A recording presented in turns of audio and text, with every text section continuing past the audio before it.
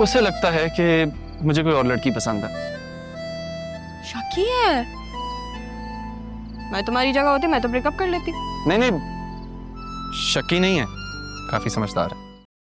Stress ले रहे हैं सर सब आप? क्यों भाई, ऐसी क्या परेशानी है आपको? और मुझे तो ये भी लग रहा है कि आप वक्त पे दवाई नहीं ले रहे हैं। डॉक्टर साहब, कोई मेजर इशू तो नहीं है ना? हाँ अदील, तो मेरे साथ हो, मैं कुछ दवाई लिख के देता हूँ। सब ठीक है? हाँ जी।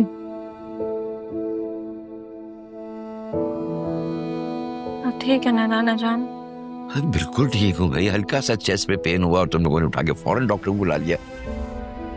तुम दोनों जैसे मेरे सामने आती हो ना, मैं वैसे ही ठीक हो जाता हूँ। दादू ख्याल रखा करें ना अपना। रहा प्लीज,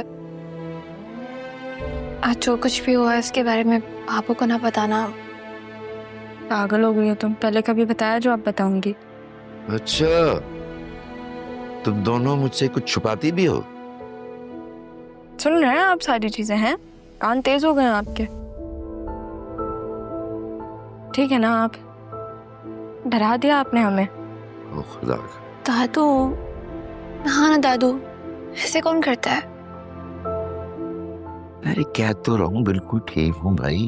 है हम खुद डॉक्टर को बुला लिया, उसने क्या कहना, ज्यादा से ज्यादा यही कहेगा कि दवाइयाँ टाइम पे लिया करो बस। मैं आपको खुद दवाइयाँ टाइम पे दूंगी। और मैं तुम्हें टाइम से याद दिला दिया करूंगी कि दादू की दवाई का टाइम हो गया।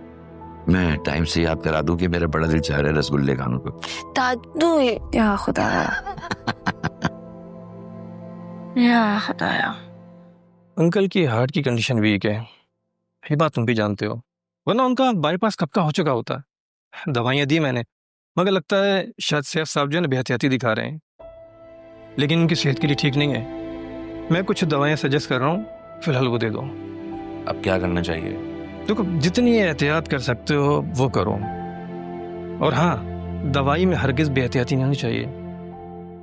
सैफ साहब का हार्ट जो है बहुत कमज़ोर हो चुका है, किसी तरह का बड़ा सदमा बर्दाश्त नहीं कर सकेंगे वो। कोशिश करो कि उन्हें स्ट्रेस से दूर रखो, खुश रखो उन्हें। अच्छा मैं चलता हूँ, ठीक है? थैंक यू, बहुत शुक्रिया डॉक्टर साहब।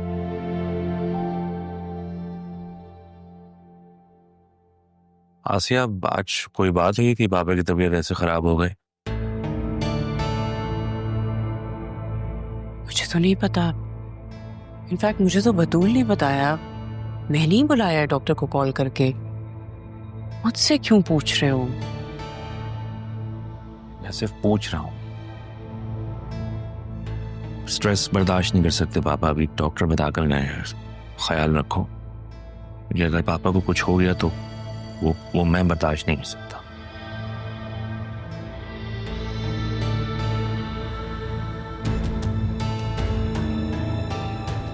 लगता है अदील को अभी किसी ने कुछ नहीं बताया, ना ही पता चले तो अच्छा है।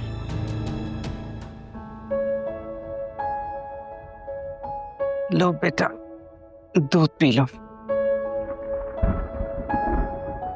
बादल बहुत गरज रहे हैं, लगता है तेज बारिश होने वाली है।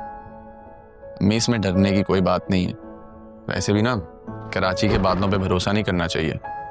ये जहाँ गरजते हैं वहां बरसते नहीं हैं। कहते तो तुम ठीक हो, लेकिन क्या करें, गरजने वालों से भी डर लगता है ना। और तुम्हारा तो पता ही नहीं चलता, ना गरजते हो ना ही बरसते हो।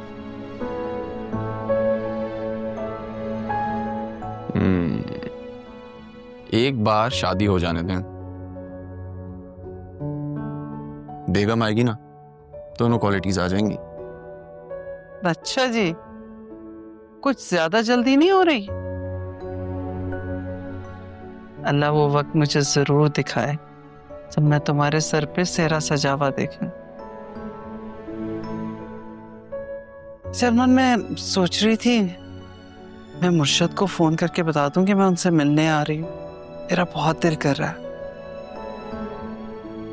अगर आपके आने का सुनेंगी अम्मी तो वो मना कर देंगी, इतने सालों से यही देखता आ रहा हूं मैं।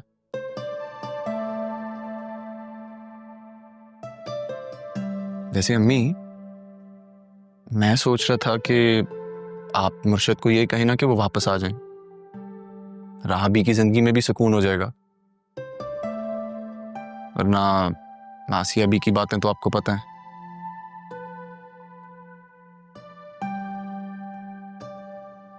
हिम्मत है राहबी की जो ये सब बर्दाश्त कर लेती। वरना कोई और होता तो अब तक घर छोड़ चुका होता। अभी तो ये परेशानी है कि बड़े साहब की तबीयत ठीक नहीं, और मैं मुर्शद को बताना नहीं चाहती, कहीं वो अपनी तबीयत ना खराब कर लें। फोन कर लूं उन्हें, बता दूं? जी अब आपकी मर्जी है, मैं तब तक दूध एंजॉय कर रहा हूँ। कुछ और तो नहीं चाहिए? आपकी दुआएं।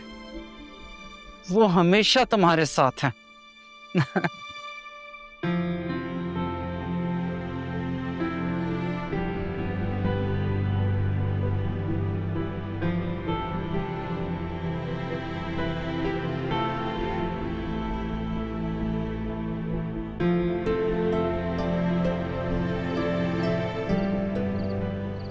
कहा था ना मैंने, इस नरमीन की बच्ची को फारिग कर दे। कहा था ना मैंने, इस नरमीन की बच्ची को फारिग कर दे। इतना आसान है क्या? और माँ तुम्हारे कहने पर एक बच्ची तो खो दी है, सिद्रा का क्या करता? अरे तुझे पता नहीं है शायद कि तेरी बेटी ने मेरे लिए क्या कहा है। अगर वो मुझे कुछ समझती ना तो ऐसी बात कभी नहीं कहती। अरे मेरे लिए कह रही है कि इन्हें ओल्ड होम में जमा करा दें। इसी दिन के लिए पाला था ना मैंने तुझे। तू अपनी वो बीवी की नौकरी के लालच में आके ना हर वक्त उसके कदमों में पड़ा रहता है, लालची कहीं का। लालची? मैं लालची? अरे वाह माँ, और तुम्हारी लालच का क्या? इसी सरकारी नौकरी की वजह से, इसी लालच की वजह से तुमने मुझसे उसकी शादी करवाई थी, और दे गई वो तुम्हें सरकारी नौकरी वाली बेटी। इसकी वजह से तुमने मुझसे मेरी मोहब्बत छीन। और तुमने जो तारा से लालच में शादी की थी उसका क्या? माँ तुम अच्छी तरह जानती हो, तारा से मैं मोहब्बत करता था। मोहब्बत करने के बाद मुझे पता चला कि वो अमीर खानदान से है। मुझे लगा कि इकलौता दामाद हूं, ख्याल रखेंगे मेरा, लेकिन तुम्हें तो सब्र ही नहीं था ना। भेज दिया तुमने उसे घर से। अगर नहीं भेजती तो घर वाले उसके कभी ना कभी तो बात मान ही लेते, मामला सुलझ जाता। लेकिन नहीं, तुम्हें तो पोता चाहिए था, पोता। तो फिर नरमीन से तुमने कुछ नहीं कहा जब उसने तुम्हें पोती लाकर दी थी? उससे क्यों नहीं कहा कि बीबी बेटा चाहिए वरना अपनी मां की कब्र पर चलो? बताएं।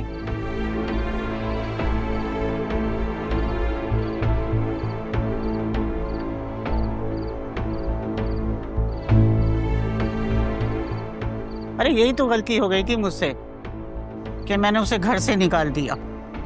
ये नहीं होना चाहिए था। खुदा की लाठी बेआवाज होती है अब्बा, लेकिन जब लगती है ना तो 14 तबक रोशन कर देती है। उड़ा ले माँ का मजाक। सब कसूर मेरा ही था ना। तू तो जैसे दूध का धुला हुआ था। अरे लड़की भगाकर लाके मेरे सामने खड़ी कर दी हैं, तो क्या मेरे सीने पे सांप नहीं लौटता? ऐसे दिल की बहुत काली हो तुम अब्बा। अरे काली तो वह है तेरी बीवी, उसका दिल भी काला है, उसकी जुबान भी काली है। शायद तुम भूल रही हो अम्मा, मेरी बीवी तुम्हारी लाडली कमाऊ पुत भांजी और पसंदीदा बहू थी। तुम्हारी ही पसंद थी ना, तो अब तो तुम्हें भुगतना होगा। और वैसे भी बीवी और पैर की जूती में फर्क होता है, तुम्हारे कहने पर बार बार बदल नहीं सकता।